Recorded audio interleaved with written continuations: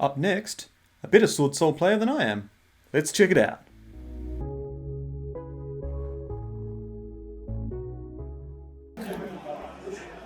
Hey, so after embarrassing himself on the tables today and finishing 9th place, we get to embarrass him on camera. Here is Ash. Howdy. How you going, Ash? Pretty bad. Just got 9th place after playing Yu-Gi-Oh! For like 7 hours, so pretty rough. Did you at least get something out of your entry packs? I did. I got a Ethereum plant guy, the secret. Good card. I think. I'm not sure. Like $10 might pay for the gas money. Who knows? Sounds like a day well spent.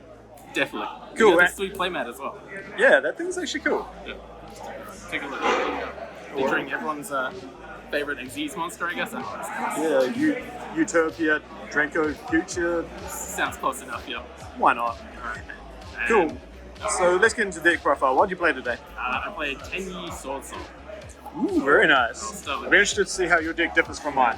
It's probably 99% the same, but let's go. Alright, so I'll start with the 10 years. The 1 blue. This card is insane. I'm glad that you're actually on Shadama. No playing this is just incorrect. Got triple Usher. Yep. This card is the best card in the deck, probably. Like, just starts every play, extends, is your recovery when you've been blown out. Just so good. Triple Adhara. Again, this is how you enable the recovery with Ashina. So, Also, correct ratios on Adhara 3. yeah, free. Like, you want to see 10 they're the best cards in the deck. So, and then the shooter. Again, 3 of them because the card is insane going second. You see it breaks almost every board. They have to use like multiple interactions to get rid of this, and it's just insane. And triple circle. So there's no vessel because the card's terrible. Triple circle because it makes sure bad hands playable, makes sure good hands better, and yeah, it's just insane. And going second is just so good. So like, you say going first, it's alright. You can dodge imperm on Moye or Taie, or you can extend using a monk to go into a Chaofeng play maybe. And if you don't use it, you can just pop it with Bucks here and then banish it to extend out of the grave. So yeah, that's insane. That's it for the 10 cards. Then we got these Sword Souls, so pretty standard. Triple Moye, triple Lungan, triple Ecclesia, and 2 Taie. I was on 1 Taie, and then last night I added in the second one because Pack said if you're on 1, you're a bozo, so go for 2. And then 1 Blackout, obviously, Yep. and triple Emergence. Just, you want to see your engine, so you play like 15, 17 names, something like that. Insane amount of cards. And that's it for engine. We got just generic, so 2 Potted Desires. This card's insane. You Desires, summon Chengying. It's like 4k, dropping all theirs by a k, and just break boards. Card's insane. Yeah. So glad it's a 2. One of them is in German. Nobody asked me for a translation, which I did not bring, so thank God for that. Do you have 2 of this, Jim? I have a playset of German ones, yeah. Can you get rid of them? What? Can you get rid of them? I get rid of 2 of them, I guess. Ooh, baby. Maybe my Christmas present to you. And then hand traps, triple nib, triple infirm, triple ash, and another almost last minute inclusion is gamma. Yep. So I've noticed a lot of ash blossoms are running around the meta.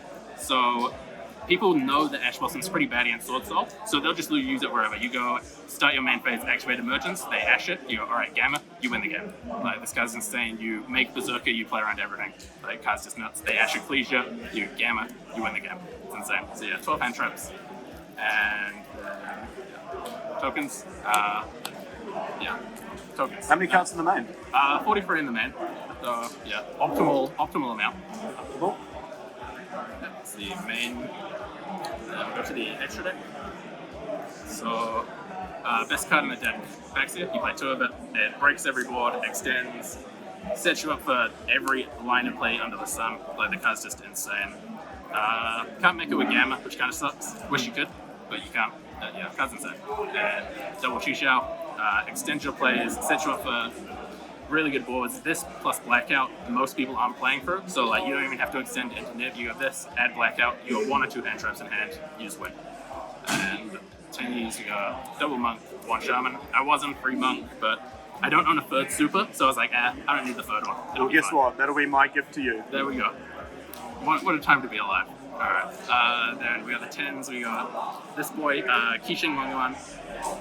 Card's insane, but people are actually playing Nib now, so kind of risky. Depends how brave you're feeling. You want to summon this, activate Pot of Greed, go for it. But yeah, you gotta look your opponent in the eyes, ask if they have Nib, and then just go for it. Changing, this card's really good. Breaks every board. A lot of decks cannot answer this card, and yeah, it's just absurd. It gets you crazy value, like every turn banishing multiple cards from graveyard and feels just insane. Baron, you have to play it again. Everyone's on Nib, so you just have to start your turn summoning Baron. And Chafang. I didn't summon this all day, which kind of sucks, but I guess I didn't need to. 5/1/1 is decent without summoning this card. But yeah, again, everyone's on Nibs, everyone's on Baylors. Some people are on Gamma, so summoning Chafang definitely will come up. It just didn't today, unfortunately. A couple extra 8s, so we got Dragite. This card came up a lot. There's a lot of back row players here. Summoning Dragite, it'll get you so much value. Normal low game make Dragite, just such a nice play. And you're playing Nibs, so you can like excavate and do the milling with this card, so it's pretty good. And Draco Bazooka, again, you just have to play this. It's how you play around Token Collector. How you play like any going second, this will just break any board as well. You end on this and Chinging, but you're just killing them. Like they're taking like 10k damage. Then Yazi, a card that doesn't come up as much, but you can still going second make Yazi. Or if you open this is another thing about playing Driver is if you open the Driver, you can go summon Yazi, tribute for Driver, activate Ashen Engrave, summon Adhara, and then make Yazi. And then if you can make a Baron, you can pop your Yazi and go into your Swordsoul place. Pretty spicy. And one, just in the flex slot, I played a Nightmare Phoenix. Again, ton of back row around here. And this card just outslot gets. It's really wise there. Outslot gets, and yeah, that's the reason behind that card. Nice. Could be the third monk. Didn't summon it a single time today. Didn't play any back row decks today, so it probably might have come up if I played against a back row deck, but I didn't, so I didn't. Alright, into the side. So we got the limited cards that are just insane. We got one Cold Buy, one Red Reboot, one Harpies. These cards are all just busted. You side deck Cold Buy degree? I do, yeah, because I feel like if you're going second and you're maining it, if you open it, it's not that great. So I feel like you have to be going first to play this card. That might be wrong, but I just feel it's like that. So going first, you chuck it in. Yeah, I didn't even play Called by the Grave in my side deck. I cut it from the main, and then I was just like, why am I siding this card? Yeah, right. It's in Swordsoul not necessary. Like, a lot of the time you don't care about hand traps, but like, it's nice to have, yeah. Then Triple Lightning Storm, back row decks. I think I activated this card once today against Dynamorphia. Took out 4 of his back row. Fun time. Droll is... it's good against most rogue decks, and I feel it's good against like the Furion stuff, the adventure stuff. Like all those packages all involve a lot of adding to hand. So triple draw I feel is decent. It could be something else, but I just like the draw. I feel comfortable when I open a draw. It makes me feel safe. Going first cards, I have triple rivalry. I feel right now we're at a point where rivalry is good again. So you have, again, all the adventure stuff, all the punk stuff, the Furion stuff, like they all are all these weird different attributes like machines, plants, like all that stuff. So like you flip a rivalry on them, they're like, oh, I've summoned an adventure token, it's a fairy, I can't play. Or I've summoned Lily Borea, I can't play. I'm locked into plants in my like synchro psychic deck. It's like, this is a good card. Like stops most turns. And then some Spice playing triple Ghost Mourner, because sometimes you lose to the clock and you really don't want to, and it makes the Synchro Calamity guy miss timing if you do this in response to the Formula Synchron, and I think that's really good. And just it's basically Veiler, but it wins you the game in time. So yeah, nice. Be less than the sideboard. Yep. Cool. Any shout-outs? Shout out to Connor for winning the event, predicting that right now. Calling it.